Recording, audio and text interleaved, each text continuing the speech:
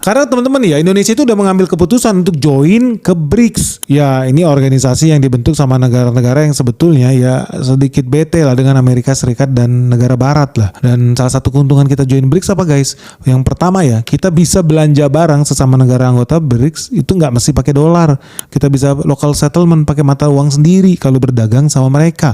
Nah yang kedua, kita juga ada keuntungan ketika kita bergabung dengan BRICS, kita mendapatkan akses pasar ke pasar ekonomi yang lebih besar lagi. Karena mau nggak mau ya, suka nggak suka, ternyata hampir 40% loh nilai perdagangan Indonesia itu dilakukan dengan negara-negara BRICS, bukan dengan Amerika Serikat tapi dengan negara BRICS. Buat teman-teman belum tahu, BRICS itu ada Brazil, Rusia, China, India, dan South Africa. Nah dengan kita masuk ke BRICS dan BRICS ini mewakili 56% populasi manusia di planet bumi, artinya ya Indonesia bisa dapat kans yang paling bagus untuk penetrasi ekspor yang lebih besar lagi. Apalagi 44% loh GDP dunia adanya di BRICS. Jadi ini sebetulnya big market, big opportunity buat kita. Dan selain itu, Indonesia juga punya akses guys. Nggak lagi bergantung sama IMF atau Bank Dunia nih kalau kita ada butuh dana nih. Sekarang kita punya bank sendiri yang namanya NDB, New Development Bank.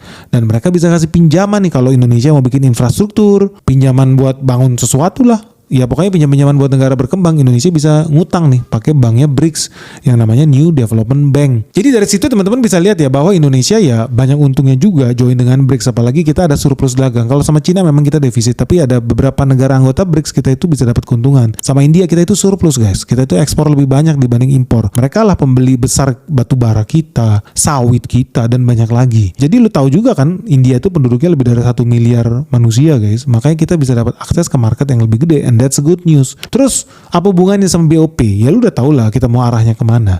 Ya kita harus analisis juga negara BOP ini yang paling kuat siapa. Di situ ada yang namanya Amerika Serikat tentunya. Dan Amerika Serikat